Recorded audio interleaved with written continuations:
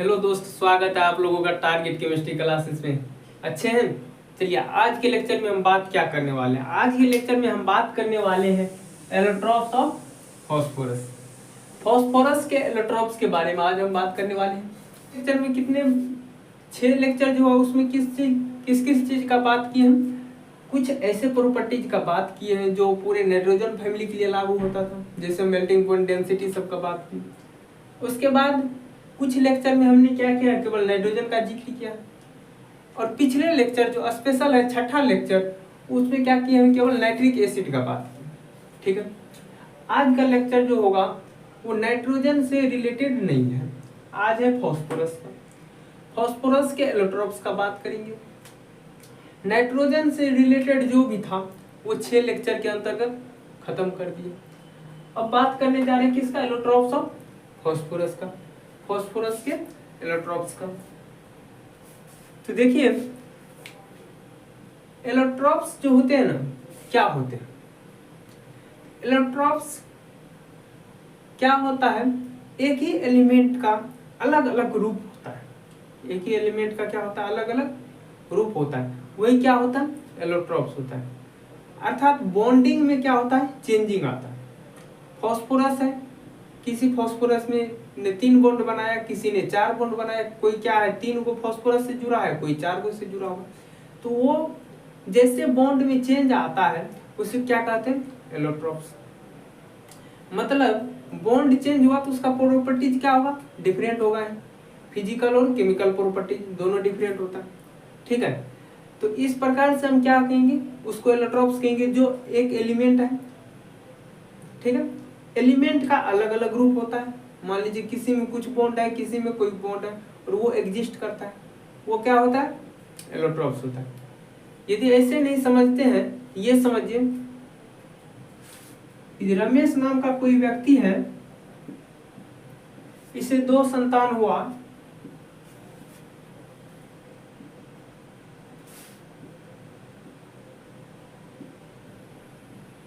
महेश और दिनेश। ठीक है, रमेश नाम का व्यक्ति है, उसे 2 संतान हुआ, कौन सा, महेश और दिनेश। रमेश इसमें क्या है, पिता है, और महेश क्या है, पुत्र है, और दिनेश भी क्या है, पुत्र। ठीक है, एलोट्रॉप्स उसी को कहते हैं। मेन जो हो गया, जो पिता है वो एलिमेंट हो गया, क्या हो गया, एलिमेंट। उसी का जो बेटा है, फॉर्म है, रूप है, क्या है, उसी का फॉर्म है। 2 एलिमेंट क्या करता है, 2 एलोट्रोपिक फॉर्म दिखाएगा। कोई एलिमेंट यदि 2 एलोट्रोपिक फॉर्म दिखा रहा है तो इसका मतलब समझ लीजिएगा उस एलिमेंट का 2 संतान है। ठीक है, वैसे ही एलिमेंट का कितना रूप, एक फॉर्म, दूसरा फॉर्म। ठीक है, इसका फिजिकल प्रॉपर्टीज दोनों का अलग अलग हो जाएगा, इंटायरली डिफरेंट होता है, पूरी तरह से क्या होता है, अलग होता है। इसका भी क्या होता है, अलग होता है, इंटायरली डिफरेंट होता है। ये दोनों का क्या होगा, गुण एक नहीं होगा। दोनों का पिता एक ही है, लेकिन दोनों पुत्र में गुण एक जैसा नहीं होगा, वही क्या होगा, एलोट्रॉप्स होगा। मतलब एलिमेंट एक ही है, लेकिन उसका जो रूप है वो क्या हो जाएगा, अलग अलग हो जाएगा। एलिमेंट 2 रूप में दिखाई देगा, तो 2 रूप में दिखाई देगा तो दोनों का गुण सेम नहीं होगा, वो क्या होगा, एलोट्रॉप्स होगा। ठीक है, रमेश नाम का व्यक्ति का 2 बेटा, महेश और दिनेश। दोनों को क्या होता है, कोई काम मिलता है, या फिर कोई कहीं से कोई व्यक्ति आए और ये दोनों को पूछे, भाई तुम किसका बेटा है, तो ये भी बोलेगा, महेश बोलेगा मैं रमेश का बेटा हूं, दिनेश भी बोलेगा किसका बेटा हूं, रमेश का बेटा हूं, लेकिन ये स्वभाव से दिलदार व्यक्ति है और ये स्वभाव से दिलदार नहीं है। मतलब ये मदद करने वाला होता है, मददगार, और ये मददगार नहीं होता। ये क्या होता है, खुद अपना काम निकालने में रहता है व्यस्त, खुद का काम निकालता है।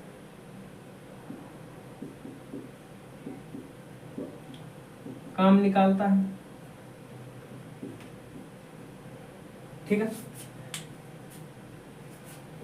पिता रमेश एक ही है, बेटा दो है, लेकिन दोनों में गुण अलग अलग आ गया। एक ऐसा गुण है जो हमेशा दूसरे को मदद करना चाहता है, उसे अपने से कोई मतलब नहीं है, वो गुण किसमें है, महेश में। और दिनेश में कैसा गुण है, दूसरा बेटा है, उसको दूसरा लोग से कोई मतलब नहीं, वो खुद का काम अपना निकालते रहता है, ठीक है। तो दोनों में क्या हो गया, प्रॉपर्टीज है अलग अलग, दोनों का गुण अलग है। एक दूसरे का मदद चाहता है, दूसरा बेटा दूसरे का मदद से कोई मतलब नहीं, अपना काम निकालता है। तो हमने क्या देखा, पिता एक ही है लेकिन संतान अलग अलग है, अलग अलग संतान है तो उसका गुण क्या है, अलग अलग है।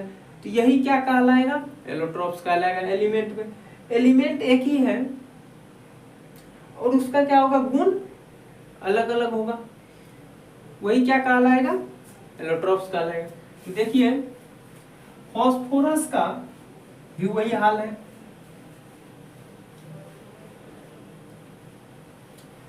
फास्फोरस का भी वही हाल है।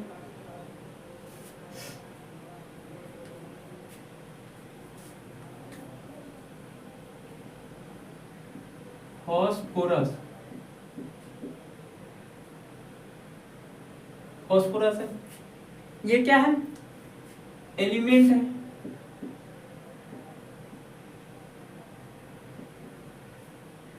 कोई दिक्कत, लेकिन इसको कितना संतान है,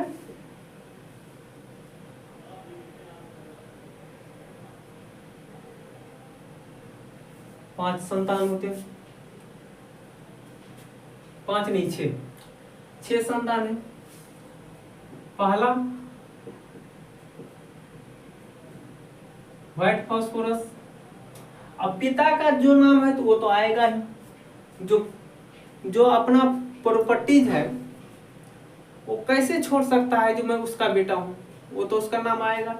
व्हाइट वाले को पूछे भाई किसका बेटा हो, तो बोला फास्फोरस का, इसीलिए लिख दिया व्हाइट फास्फोरस।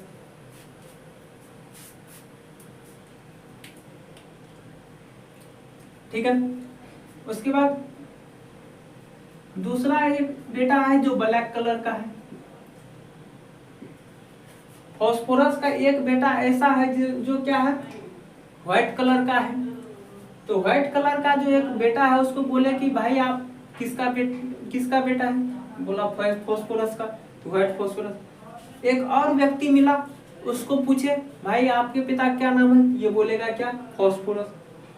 तुम काला हो, तुम्हारे पापा का भी नाम फास्फोरस ही है, इसीलिए इसका नाम क्या रख देंगे, ब्लैक फास्फोरस। तीसरा कोई और लड़का मिला, वो कौन सा कलर था, रेड कलर था, मतलब देखने में हल्का रेड तरह का था। तो रेड कलर का था, उसको पूछे भाई तुम्हारे पिता का क्या नाम है, तो ये भी बोलेगा क्या, फास्फोरस।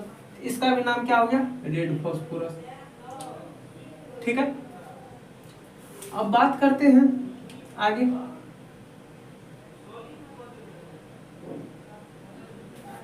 आगे गए और एक व्यक्ति मिला, वो कौन सा कलर था, वायलेट। उसको पूछे कि जो कौन सा भाई तुम्हारे पापा क्या नाम है, तो ये भी बोला मेरे भी पापा का नाम फास्फोरस है। इसका मतलब क्या हो गया, वायलेट फास्फोरस। आगे गए एक और व्यक्ति मिला,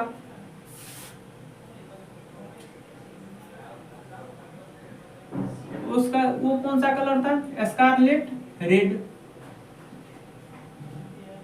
इसको पूछे तुम्हारे पापा क्या नाम, बोला फास्फोरस। ठीक है। स्कारलेट रेड कलर का मिला व्यक्ति, उसको पूछे तुम्हारे पापा क्या नाम है, तो वो भी बोला फास्फोरस। तो फिर आए आगे बढ़े तो ब्लू कलर का कोई व्यक्ति मिला, उसको पूछे कि पापा क्या नाम है, तो ये भी बोला black phosphorus, sorry blue phosphorus, phosphorus है। ब्लू को पूछे तुम्हारे पापा क्या नाम है, तो ब्लू फास्फोरस। ठीक है, इस प्रकार से ये सभी क्या हो गया, फास्फोरस का संतान हो गया, फास्फोरस का बेटा हो गया। तो ये जो फास्फोरस का संतान है, बेटे हैं, इसी को क्या कहते हैं, एलोट्रोपिक फॉर्म। मतलब इसका रूप ये नहीं है, फास्फोरस नहीं है, लेकिन उसका क्या है, एक रूप है, यानी उसी का एक बेटा है, क्या है, संतान है। ठीक है, तो हमने क्या बोला कि व्हाइट कलर का कोई व्यक्ति मिला, उसको पूछे भाई तुम्हारा पापा क्या नाम है, तो वो बोला फास्फोरस, तो हमको लिख दिया व्हाइट फास्फोरस। ब्लैक कलर के व्यक्ति का मिला, इससे पूछे कि तुम्हारे पापा का क्या नाम है, ये भी बोला फास्फोरस, ब्लैक फास्फोरस हो गया। रेड कलर का व्यक्ति मिला, इससे भी पूछे तो ये भी क्या बोला, फास्फोरस। वायलेट कलर का व्यक्ति मिला, ये भी फास्फोरस। सबको पूछे तो सब क्या बोला, मेरे पापा का नाम फास्फोरस है। इस प्रकार से क्या देखें, ये फास्फोरस का कितने संतान, 6 संतान। मतलब फास्फोरस का एलोट्रोपिक फॉर्म कितने होते हैं, 6 होते हैं। ये सब क्या है, एलोट्रोपिक फॉर्म है, यानी कि ये सब क्या है, एलोट्रोपिक फॉर्म है।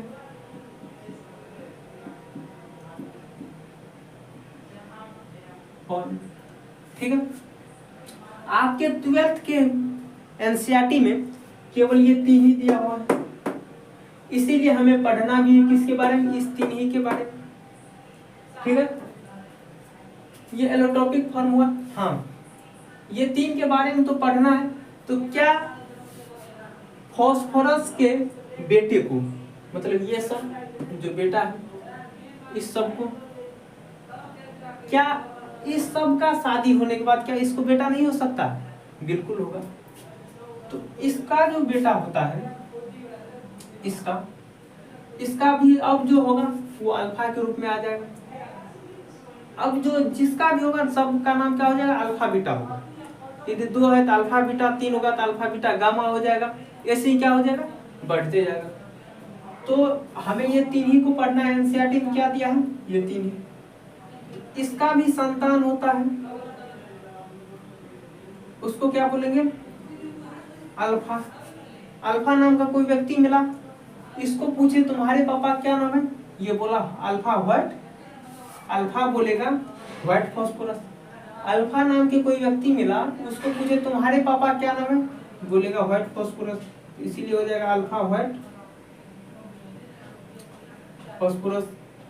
ठीक है, आगे बढ़ने से बीटा नाम का कोई व्यक्ति मिला, उसको पूछे तुम्हारे पापा का क्या नाम, वो क्या बोलेगा, व्हाइट फास्फोरस, ये हो जाएगा बीटा व्हाइट फास्फोरस।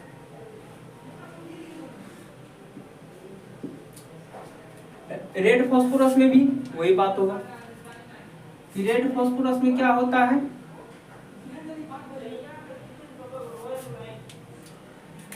एक अल्फा नाम का व्यक्ति, सॉरी रेड में नहीं ब्लैक में होता है।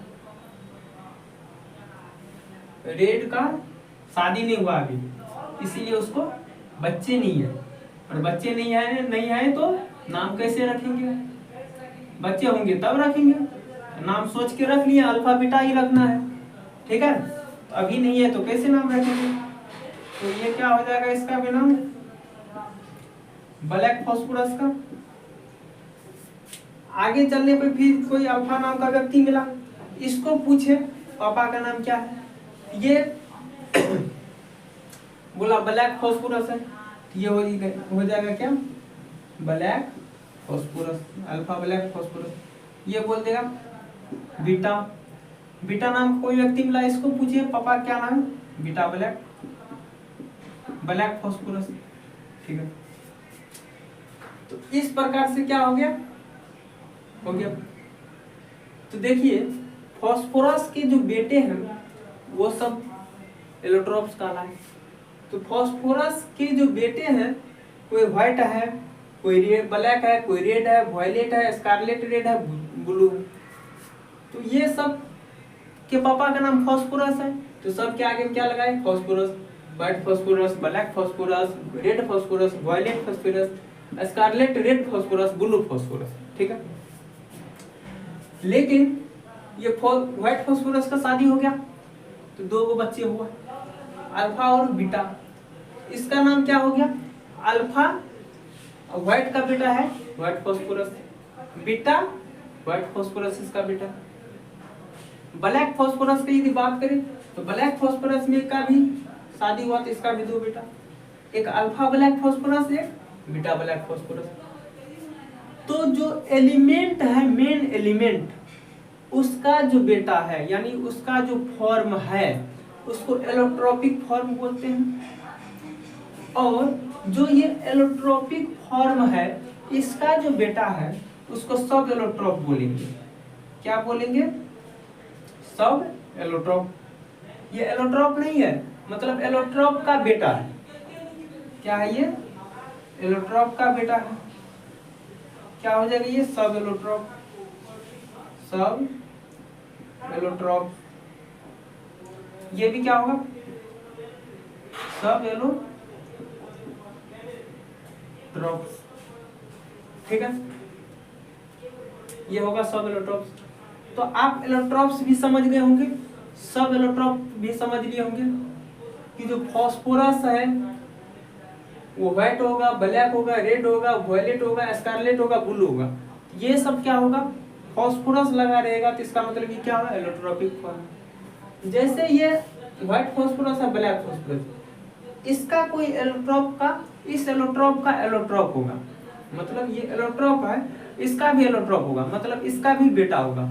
तो ये उसको हम क्या कहेंगे, सब एलोट्रोप कहेंगे। क्या कहेंगे, सब एलोट्रोप। जैसे ये हो गया, ये सब एलोट्रोप। और हमने बताया कि इस सब में चेंज क्यों आ रहा है, मेन रीजन क्या बोले, इस सब का बॉन्ड का। किसी का बॉन्ड कुछ होगा, किसी का कुछ होगा, मतलब इसमें इलेक्ट्रॉन हमेशा खेले करता रहता है, खेला करता, कोई कहीं पे इलेक्ट्रॉन बॉन्ड बनाया रहता, कहीं पे फ्री रहता, कहीं पे बॉन्ड नहीं बनाया रहता।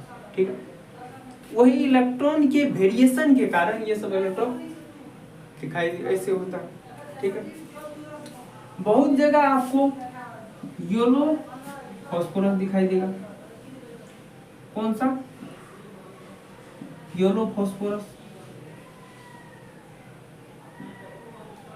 क्या ये फास्फोरस का बेटा है, बिल्कुल नहीं है, एलोट्रोपिक फॉर्म नहीं है। क्यों नहीं है, बिकॉज़, क्यों नहीं है, क्योंकि ये जो होता है व्हाइट फास्फोरस को जब पानी में रख देते हैं तो क्या हो जाता है, इस कलर का होता है, येलो कलर का। तो हम क्या बोलेंगे, white phosphorus is yellow in water. White phosphorus को क्या करते हैं, पानी में जब रखते हैं तो वो येलो कलर का दिखाई देता है। और जब किसी चीज को हम पानी में रखें येलो कलर का दिखाई दे रहा है तो इसका मतलब ये नहीं कि वो चीज एलोट्रोप अलग हो गया। ठीक है, क्योंकि ये पानी में जाने के बाद भी घुलता नहीं, सोल्यूबल नहीं होता। ठीक है, इस प्रकार से आप एलोट्रोप और सब एलोट्रोप को समझ गए। अब हम बात करते हैं मेन जो रीजन है, मेन 3 है, ये तीनों जो है जिसको हमें क्या करना है, जिसके बारे में अच्छे से जानकारी लेना है, क्योंकि एनसीईआरटी ने मेंशन किया है इन्हीं तीनों को। और आपको बुक में लिखा हुआ मिलेगा, ये सब नहीं लिखा रहेगा, मेनली मतलब फास्फोरस एलोट्रोप्स मेनली 3 टाइप्स का होगा, white phosphorus, black phosphorus, red phosphorus. ठीक है, तो अब हम इन्हीं तीनों के बारे में बात करेंगे।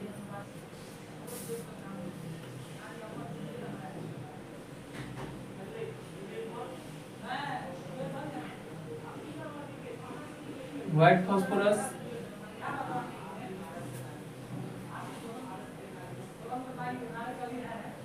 Red phosphorus,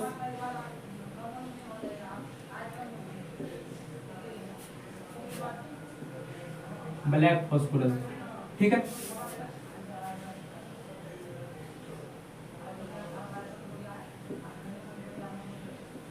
white phosphorus.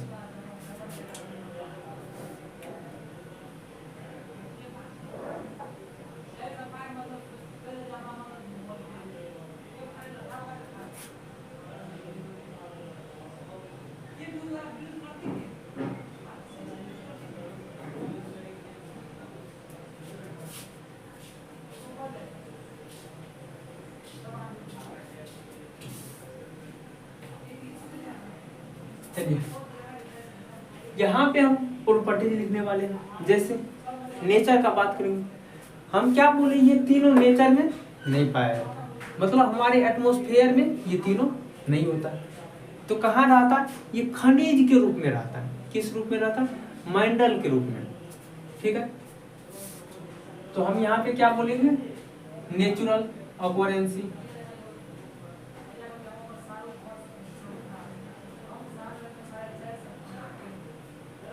Natural occurs, क्या ये पाया जाता है नेचर में कि नहीं पाया जाता है? बिल्कुल ये नेचर में नहीं पाया जाता है, ये भी नहीं पाया जाता है, ये भी नहीं पाया जाता। ये कहाँ पाया जाता है तब? मंडल फॉर्म में पाया जाता है। किस फॉर्म में? मंडल फॉर्म में, खनिज के रूप में।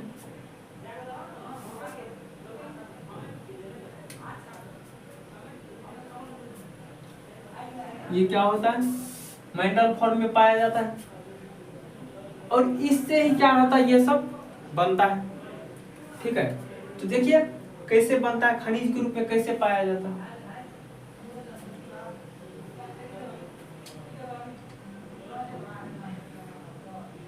ये मंडल फॉर्म में होता है, मंडल फॉर्म में होता है, या फिर यहाँ पे लिखिए प्रिपरेशन। क्या लिखेंगे, प्रिपरेशन, तैयारी कैसे होता है।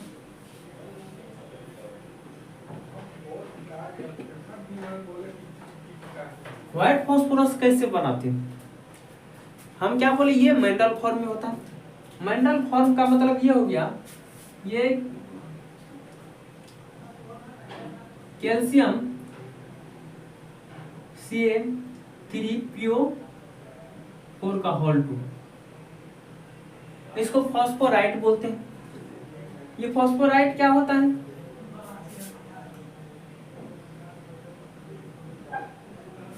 इसको हम हीट करेंगे। कितना डिग्री सेल्सियस पे? टेम्परेचर देंगे 1800 डिग्री सेल्सियस से ऊपर, मतलब 1800 डिग्री सेल्सियस से ऊपर जब टेम्परेचर देते हैं तो क्या बनता, और इसमें कुछ कैटलिस्ट भी डालना पड़ता है, जैसे SiO2 एंड कोयला और डालते हैं, SiO2 भी डालते हैं। उससे क्या होता है, P4 बनता है। फॉस्फोरस कैसा बनता है, P4। व्हाइट फॉस्फोरस कैसा होता है, P4 के फॉर्म में होता है, P4 होता है। P4 बन गया, और कुछ बनेगा, SiO2 भी बनेगा, CO भी बनेगा।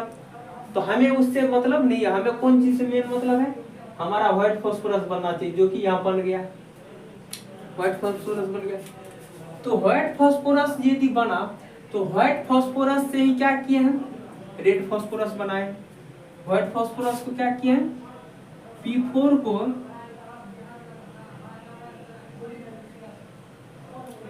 हीट करते हैं, कितना डिग्री सेल्सियस पे, 200 डिग्री सेल्सियस पे।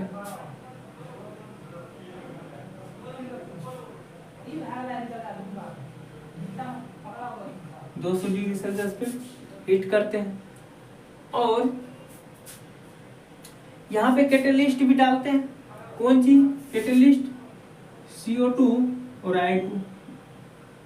CO2 और I2 कैटलिस्ट डालते हैं तो रेड फॉस्फोरस बनता है, रेड फॉस्फोरस। और रेड फॉस्फोरस कैसा बनता है, P4N। P4N मतलब कि जो ये जो है P4 का एक चेन बना लेगा, ये चेन नहीं बनाता है, जब इसमें से निकालते हैं P4 के रूप में आता है, लेकिन ये सब एक दूसरे से जुड़ा हुआ रहता है। यहाँ पे देखिए P4O10 जो होता है, ये रेड फास्फोरस, ये इसको यदि हम क्या करते हैं, हीट करते हैं सील्ड ट्यूब में, मतलब एयर नहीं जाना चाहिए, क्योंकि एयर जाएगा तो ये रिएक्ट कर जाएगा। ठीक है, हम क्या बोले, कैल्शियम फास्फोराइड को यदि हम कोक या SiO2 के प्रेजेंस में हीट करते हैं 1800 डिग्री सेल्सियस से ऊपर, तो फास्फोरस प्राप्त होगा P4, व्हाइट फास्फोरस। और P4 को यदि CO2 के प्रेजेंस में, यानी CO2 और I2 के प्रेजेंस में कैटेलिस्ट का काम करेगा। टेम्परेचर कितना होना चाहिए, 200 डिग्री सेल्सियस के ऊपर, तो P4O10 बनाएगा। ठीक है, 240 डिग्री सेल्सियस होगा, 240 डिग्री सेल्सियस, तो क्या करेगा, P4O10 बनाएगा।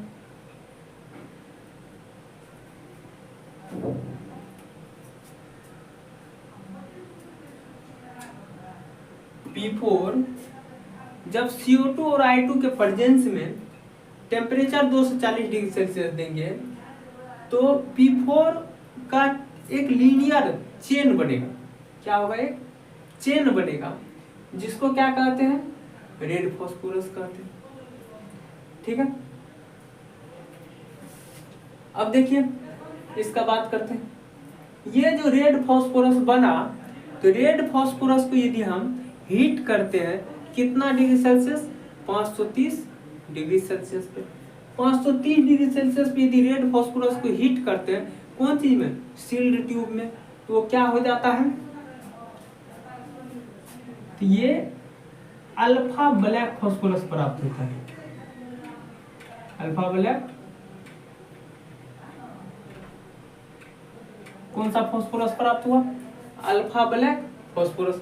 अब बोलिए यहाँ ब्लैक फास्फोरस क्यों नहीं बताए, क्योंकि रेड को हीट करने के बाद अल्फा ब्लैक प्राप्त होता है, और यदि व्हाइट को हीट करते P4 को, तो क्या प्राप्त होता है, बीटा ब्लैक। P4 को जब क्या करते हैं, हीट करते हैं, कितना डिग्री सेल्सियस पे, टेम्परेचर 200 डिग्री सेल्सियस से ऊपर देंगे, प्रेशर कितना देंगे, 12000 एटीएम एटमॉस्फेरिक प्रेशर। तो ये कौन चीज प्राप्त होगा, बीटा ब्लैक फास्फोरस।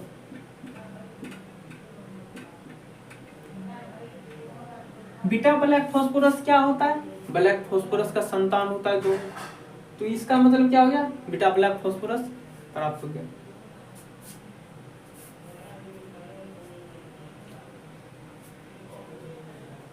अब देखिए यदि हम इसका स्ट्रक्चर का बात करें, जैसे ये बना है, तो किस रूप में हो सकता है, क्या हो सकता है, किस रूप में हो सकता है, ज्योमेट्री।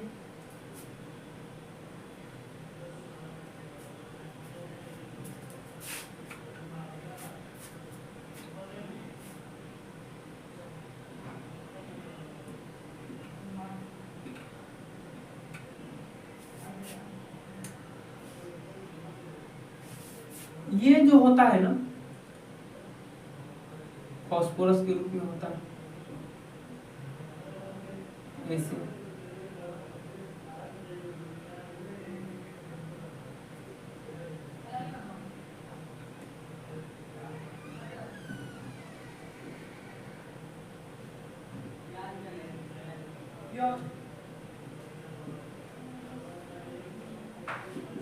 इन सब के लोन पेयर है। ये एक यूनिट होता है, जो स्ट्रक्चर एक बना होता है उसका क्या होता है, एक यूनिट होता है। क्या है, यूनिट है। इसका नाम होगा tetrahedral unit, tetrahedral unit. Tetrahedral की तरह लगता है, जैसे एक फास्फोरस को निकाल के देखिए, आपको लगेगा कि ये 3 ऐसे है, और ऐसा यदि हो तो उसको हम लोग क्या कहते हैं, टेट्राहेड्रल बोलते हैं। जब ये इस तरह का स्ट्रक्चर हो तो उसको क्या बोलते हैं, टेट्राहेड्रल बोलते हैं। ये क्या है, टेट्राहेड्रल यूनिट होता है।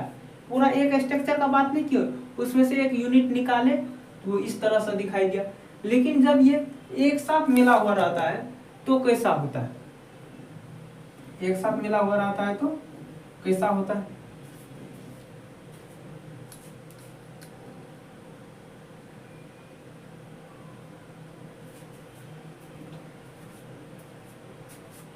ये यूनिट हुआ। स्ट्रक्चर इसका कैसा होगा, देखिए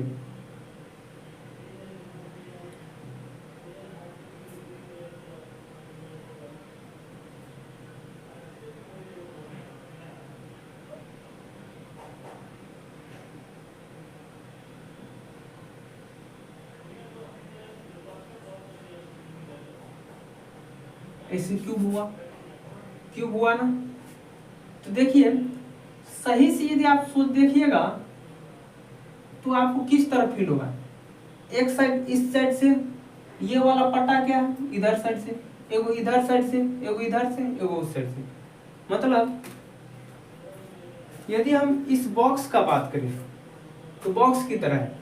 देखिए इस साइड से दिखाई दे रहा है इधर की ओर, ये बाहर वाला ऐसे है, ये बाहर की ओर। ये पीछे जो दिखाई दे रहा है ये पीछे का है, ये बैक साइड वाला पीछे का। फिर इस साइड का क्या है, इधर का। ये ऊपर वाला क्या है, ऊपर का। ये नीचे का, नीचे का। और ये क्या है, किस तरह का है, ये क्यूब की तरह है। क्या है, ये एक क्यूब की तरह है। इसी को क्या बोलेंगे, क्यूबिक। अब क्यूबिक है तो क्यूबिक का भी तो अलग अनेक तरह का प्रकार होता है। क्यूबिक में कौन सा होगा, एक इसमें देखिए सब क्या है, चार चार फास्फोरस से जुड़ा हुआ है। ये P4 होगा, ये भी P4 होगा, ये भी P4 होगा, ये भी P4 होगा। टोटल 4 पट्टा जुड़ा हुआ है, नीचे भी 4, ऊपर भी 4, 4 साइड से जुड़ा है ना। एक इधर का, एक इधर का, एक इधर का, एक इधर का, एक इधर का, एक इधर का, एक इधर का, एक इधर का, चारों साइड का जुड़ा हुआ है।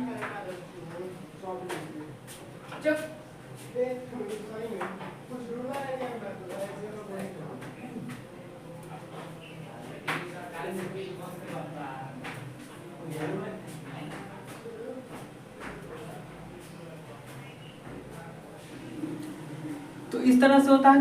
लेकिन इसमें क्या होता है ना, एक फास्फोरस और रहता है कि जो अभी देखें, ये एक इस कोना पे फास्फोरस, एक यहाँ पे, एक यहाँ पे, एक यहाँ पे था, 4 था, 4 मिलके एक बनाया।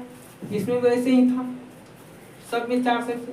लेकिन इस चारों साइड में कहीं एक साइड पे एक यूनिट जहां से निकालते हैं वहां पे एक और होगा फास्फोरस। क्या होगा, एक और फास्फोरस मिला होगा और वो सबसे मिलके बॉन्ड बनाया होगा।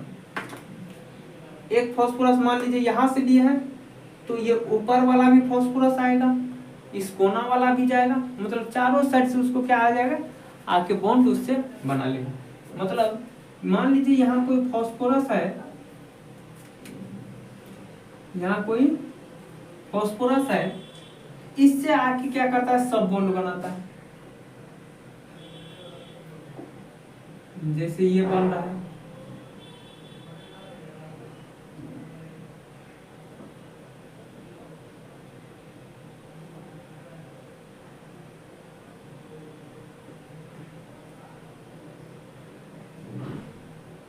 ये वाला नहीं होगा, ये वाला नहीं होगा। ऐसे क्या किया, ये एक स्ट्रक्चर बनाया टेट्राहेड्रल। यदि उसको अच्छा सा आप समझना चाहते तो देख लीजिए रफ के लिए, ऐसे है, ऐसे है। यहाँ पे कोई एक एक्स्ट्रा होगा जो क्या होगा, सबसे जुड़ा हुआ होगा। यहीं पे वो क्या होगा, व्हाइट फास्फोरस होगा। तो ये जो एक बॉडी पे होता है, इसीलिए इसको बोलते हैं body centred cubic, body centred cubic. ठीक है, बीसीसी स्ट्रक्चर इसको बोलेंगे, बीसीसी स्ट्रक्चर। ठीक है,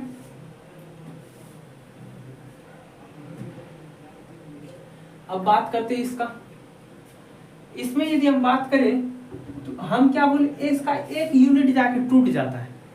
इसका एक यूनिट क्या होगा, ये वाला यूनिट जाके टूटेगा। फास्फोरस है, फास्फोरस, ठीक है, ऐसे है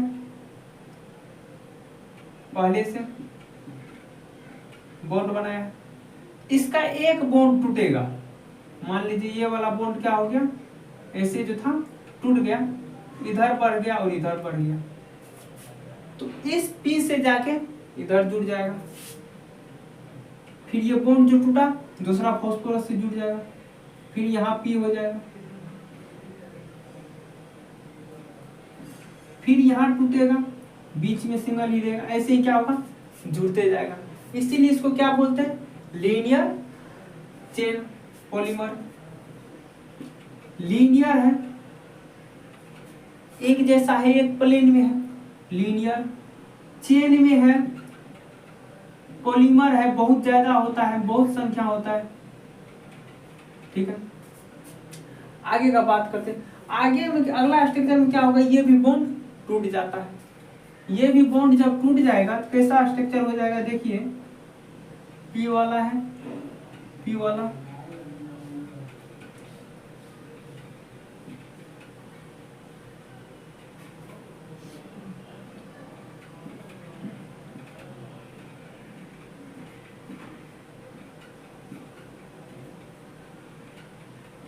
अभी तो ऐसा था, है ना। अभी क्या है, रेड फास्फोरस में ऐसा है, हम बोले ये भी टूटेगा। ये जब टूटेगा तो ये इधर भी किसी से जुड़ेगा, इधर भी किसी से जुड़ेगा, ये भी टूटेगा, इधर भी किसी से जुड़ेगा, इधर से भी जुटेगा, तो ये सब क्या करेगा, इसमें भी लगा देते हैं फास्फोरस।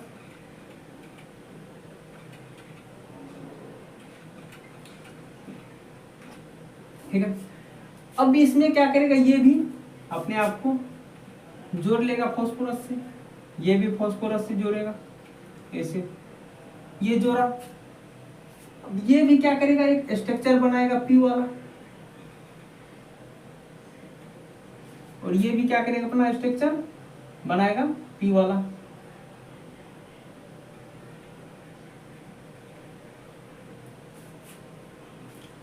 तो ये जैसे बनाएगा ऐसे मिलेगा, और ये फ्री होगा, ये भी फ्री होगा। अब ये जाएगा जुटने, किसी से तो मिलेगा,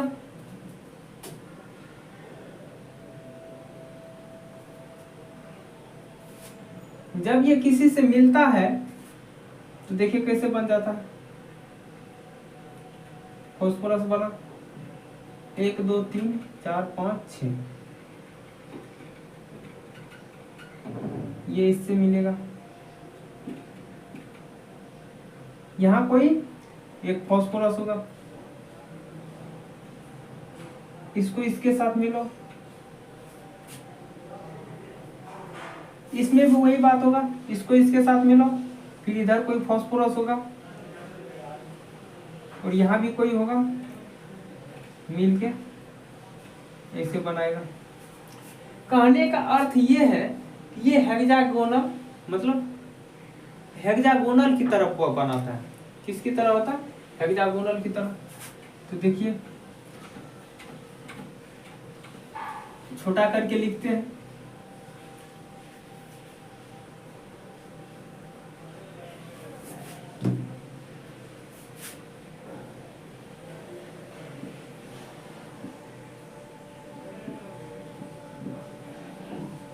हेक्सागोनल यूनिट बन गया। ये स्ट्रक्चर भी वही होता है, हेक्सागोनल यूनिट ही होता है।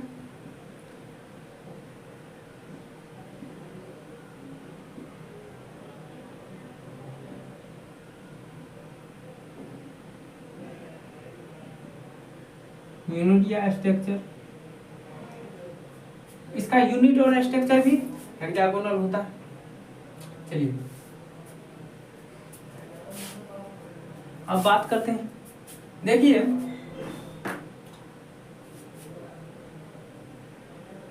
क्या होता है, इसका बॉन्ड एंगल का बात करते हैं।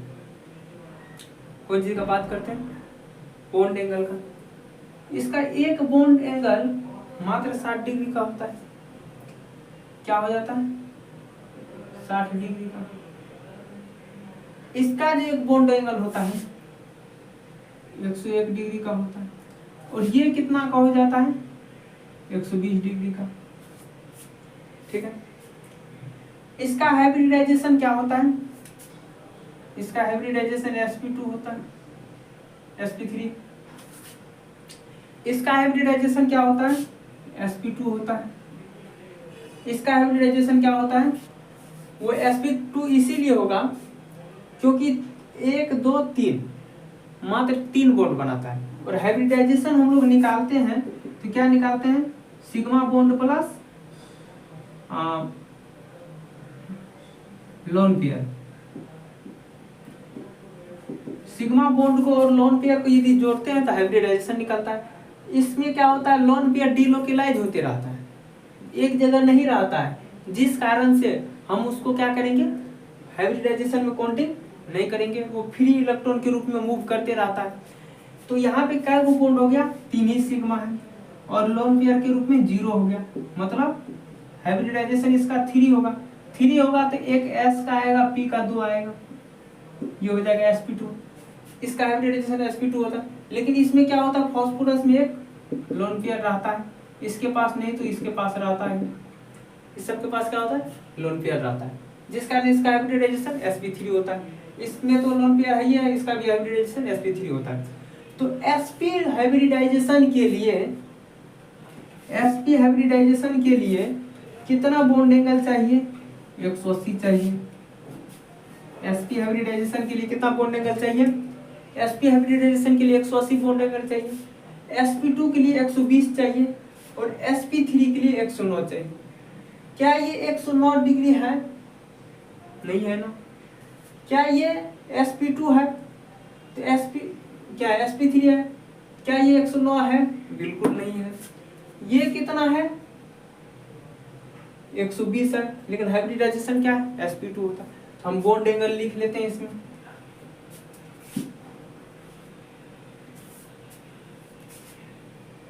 बॉन्ड एंगल का बात कर लेते हैं। कौन चीज का?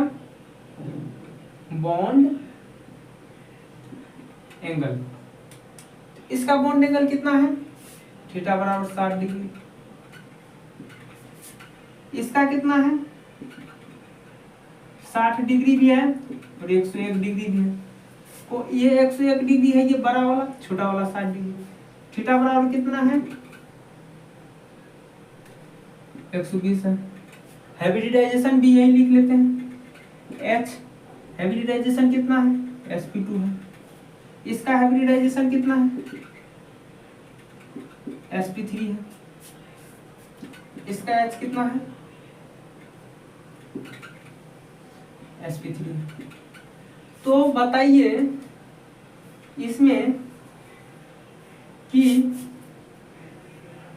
कोई भी चीज,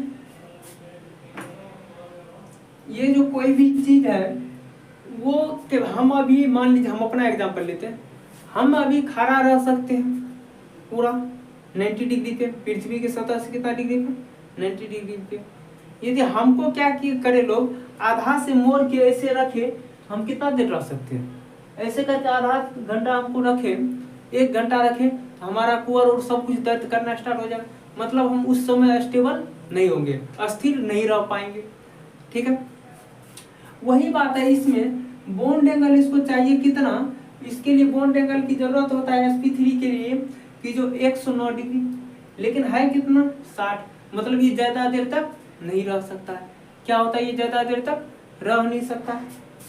इसीलिए हम रिएक्टिविटी का बात करेंगे, उससे पहले हमें ये बात करना पड़ेगा, ये एंगल स्ट्रेन क्या हो रहा है? इसमें बहुत ज्यादा हो रहा है। मतलब एंगल स्ट्रेन मतलब क्या? उसको बहुत चाप दिया है, क्या किया है? बहुत प्रेशर बनाया है। ये ज्यादा देर तक ऐसे नहीं रह सकता है, ये फैल जाएगा, अपना जितना एंगल चाहिए वो तो लेगा ही स्टेबल होने के लिए। तो ये क्या होता है, हम इसमें बोलेंगे एंगल स्ट्रेन क्या होता है? बहुत ज्यादा होता है। हाई एंगल स्ट्रेन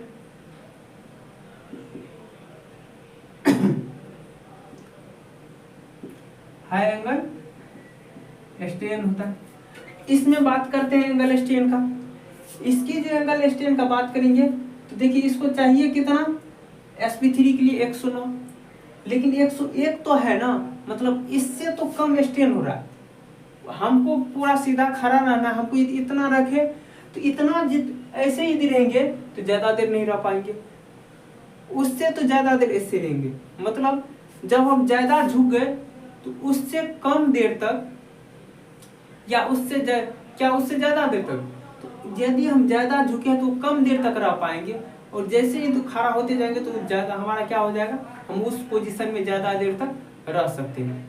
झुके हैं ज्यादा देर तक नहीं रह पाएंगे, जल्दी कमर दर्द करेगा, थोड़ा और खड़ा हुए तो कम दर्द करेगा, तो ज्यादा देर तक रह पाएंगे। वही बात है, इसमें एंगल स्ट्रेन बहुत ज्यादा हो गया, इसमें बहुत कम होता है। ठीक है, इसके तुलना में कम होता है।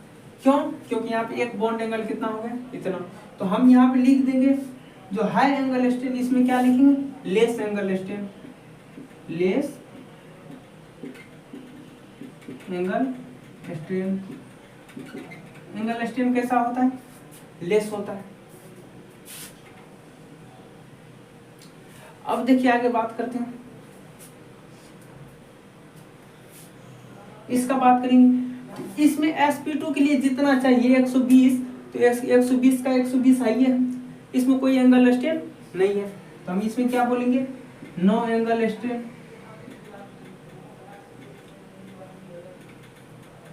No angle strain. अब अगला प्रॉपर्टीज का बात कर रहे हैं, यहाँ भी लिख देते हैं स्ट्रेन का बात। ये क्या बात की, कौन चीज का, स्ट्रेन का। अब आगे बात करते हैं, रिएक्टिविटी का बात कर लेते हैं। कौन चीज का,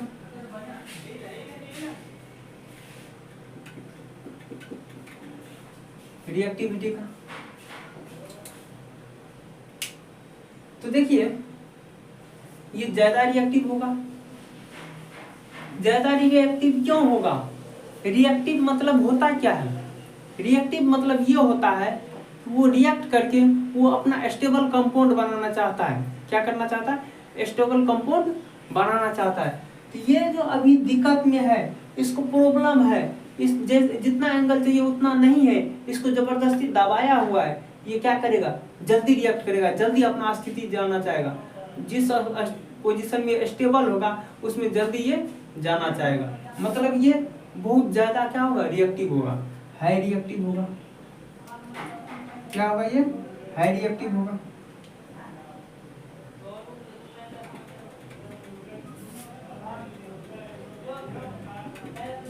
ये क्या होगा, हाई रिएक्टिव होगा।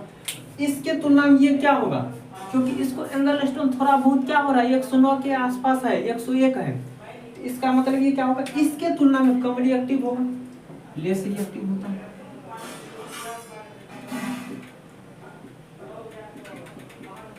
लेस रिएक्टिव होता है।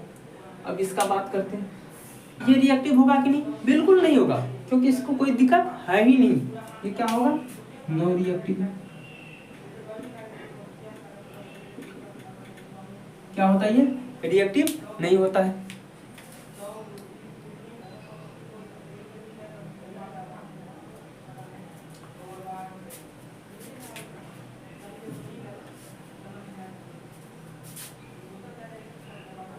ठीक है, अब बात करते हैं कौन चीज का,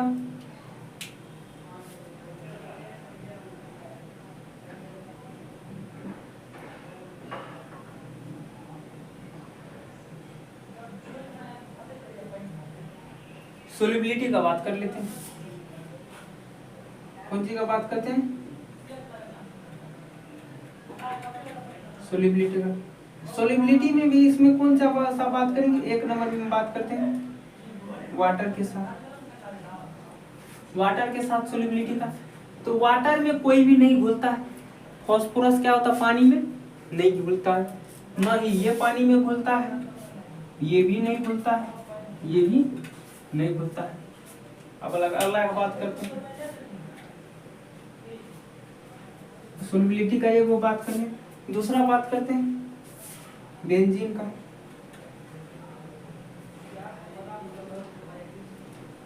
बेंजीन।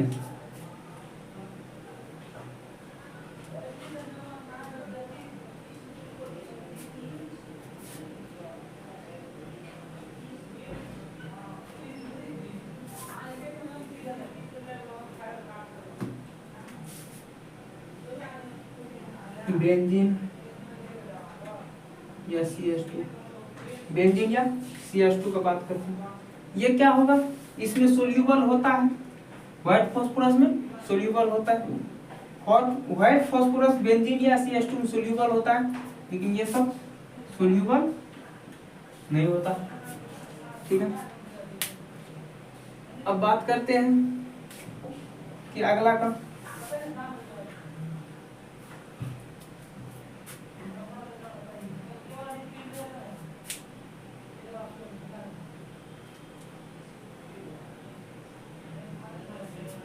अब आगे बात करेंगे NaOH का।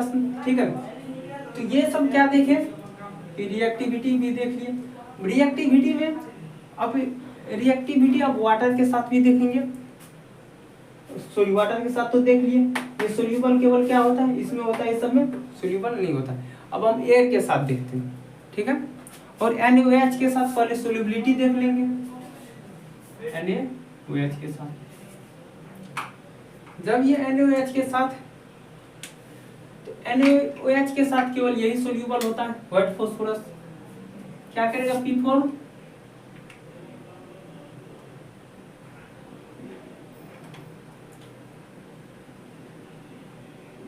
NaOH के साथ रिएक्ट करेगा, तो क्या बनेगा, N2H4 N2H2PO2 Na2H2PO2 बनाएगा, Na2H2PO2 बनाएगा। और NaOH के जगह KOH भी हो सकता है, मतलब एल्किलाइज मेटल का जो भी हो, CaOH भी हो सकता है। ठीक है, CSOH भी हो सकता है, एल्किलाइज मेटल का कुछ भी हो सकता है। तो क्या बनाएगा, NaH2PO2।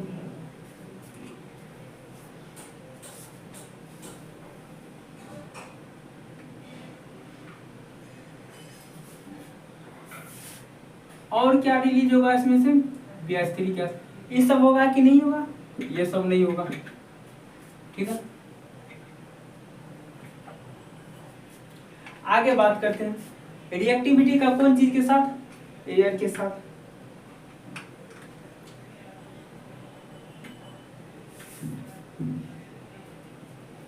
एयर के साथ क्या होता है, ये जैसे व्हाइट फास्फोरस एयर में जाएगा तो दो कंडीशन होता है। जब व्हाइट फास्फोरस डायरेक्ट एयर में जाता है, शुद्ध वो ऑक्सीजन में जाता है, तो P4O10 बनाता है और जलने लगता है, स्पॉन्टेनियस।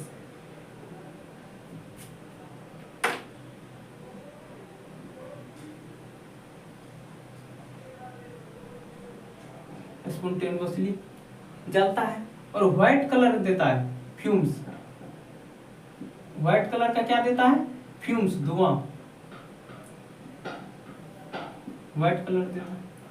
ठीक है, लेकिन जब ये एयर के साथ जाता है, P4 एयर, एयर कहने का अर्थ ये है कि जो इसमें ऑक्सीजन भी होगा, नाइट्रोजन भी होगा। ऑक्सीजन जलेगा, नाइट्रोजन जलने नहीं देगा, फिर भी ऑक्सीजन में बहुत ज्यादा मात्रा में जलता है, ये P4O6 बना लेता है। ये स्पॉन्टेनियसली फास्ट जलता है, तो ये क्या होता है, स्लो बर्निंग, ये धीरे धीरे जलता है। और ये क्या होता है, जलने के लिए इसे टेम्परेचर देना पड़ता है। क्या होता है, टेम्परेचर देना पड़ता है। और ये हम यहाँ पे बोल सकते हैं, एयर के साथ रिएक्ट करेगा कि नहीं, नहीं करेगा रिएक्ट।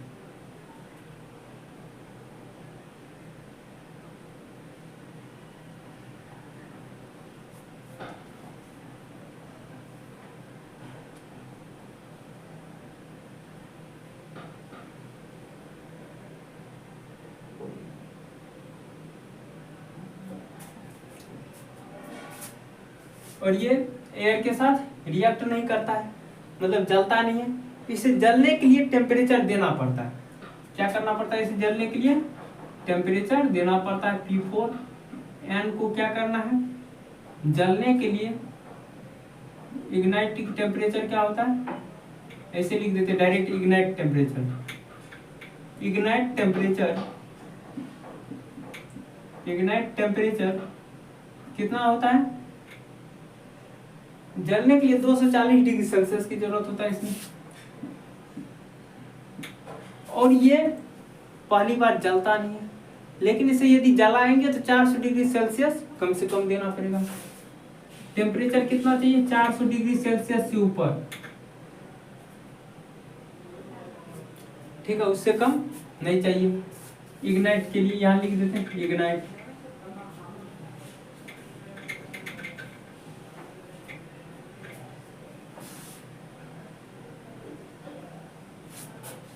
इग्नाइट टेम्परेचर इतना हो गया। अब आगे बात करते हैं।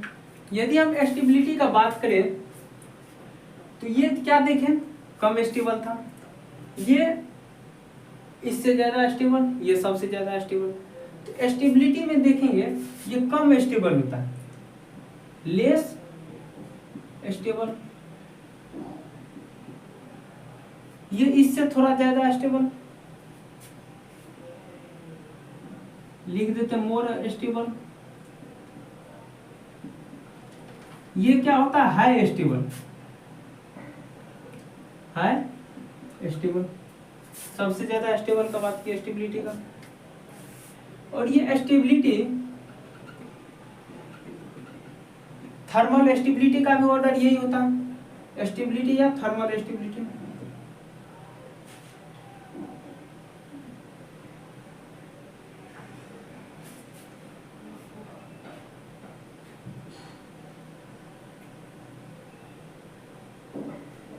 या थर्मोडायनामिकली।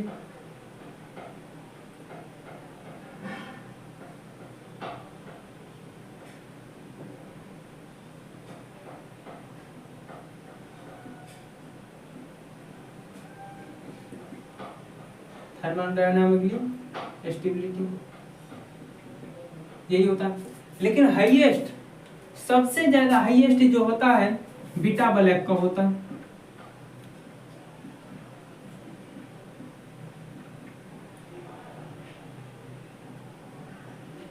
हाईएस्ट थर्मल स्टेबिलिटी होता है, स्टेबिलिटी, ठीक है। अब आगे बात करते हैं अगला पॉइंट। इसका जो मेल्टिंग पॉइंट होता है कितना होता है? इसका फास्फोरस का melting point 44 degree Celsius, boiling point 280 degree Celsius, ठीक है। इसका रेड फास्फोरस का मेल्टिंग पॉइंट कितना होता है? Melting point 587 degree Celsius, boiling point 400 से 600 डिग्री सेल्सियस। इसका नहीं होता ना मेल्टिंग पॉइंट ना बॉइलिंग पॉइंट।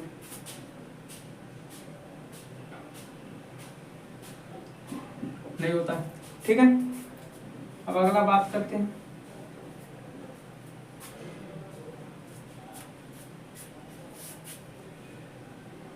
उसके बाद इसको जो कहा जाता है ट्रांसलूसेंट सॉलिड कहा जाता है।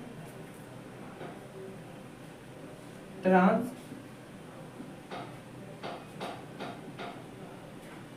सॉलिड अर्थात ये सॉलिड होता है लेकिन मोम की तरह रहता है, मुलायम होता है, सॉफ्ट होता है, ठीक है।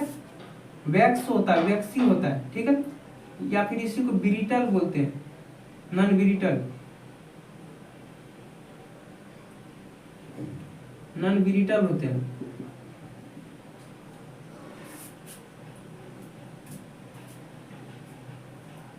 और ये क्या होते हैं? ओपोक्यू सॉलिड होता है, मतलब अपारदर्शी, ओपोक्यू सॉलिड, ओपोक्यू सॉलिड होता है। और ये कैसा होता है? ब्रिटल कि नॉन ब्रिटल? ये मेटल की तरह टच करोगे तो मेटल की तरह स्क्रैच लगेगा, लगेगा कि हाथ में कोई खरोच आ चुका है। क्या कहते हैं? ये मेटालिक टच होता है। मेटालिक टच होता है, अर्थात ये ब्रिटल होते हैं, टूट जाता है, भंगुर हो जाता है, जैसे कोई कुछ करेंगे तो टूट जाएगा, ठीक है, भंगुर होता है। ये भी यही होता है, ओपक्यू सॉलिड ही होता है, ये भी ओपक्यू सॉलिड अर्थात मेटालिक टच,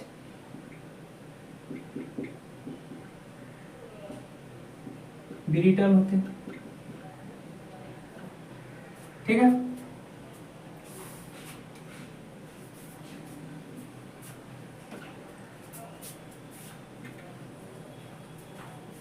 अगला प्रॉपर्टीज का बात करते हैं, वोलाटाइल का। कौन चीज का? वोलाटाइल का।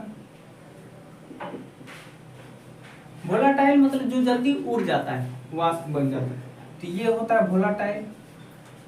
ये नहीं होता है, इसमें अल्फा ब्लैक होता है, बीटा ब्लैक नहीं होता। अल्फा ब्लैक होता है वोलाटाइल, लेकिन बीटा ब्लैक नहीं होता, ठीक है।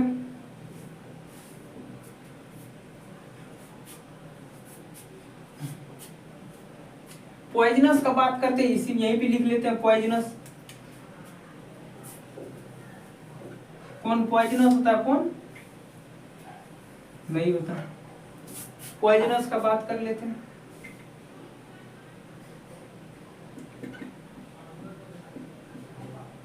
ये पॉइजनस होता है, ये सब पॉइजनस नहीं होता है। अब इलेक्ट्रिसिटी का बात करते हैं और स्मेल का बात करते हैं। कौन सी का बात करेंगे? इलेक्ट्रिसिटी और स्मेल का। पहले हम स्मेल का बात कर लेते हैं, मतलब इसमें से कोई स्मेल भी आता है क्या? स्मेल का यदि बात करें, इसमें से जो स्मेल आता है वो गार्लिक आता है। किस तरह का स्मेल आता है? गार्लिक, लहसुन की तरह गार्लिक स्मेल आता है। इस सब का कोई स्मेल नहीं होता है, नो स्मेल। अब बात करते एक इलेक्ट्रिकल कंडक्टिविटी का।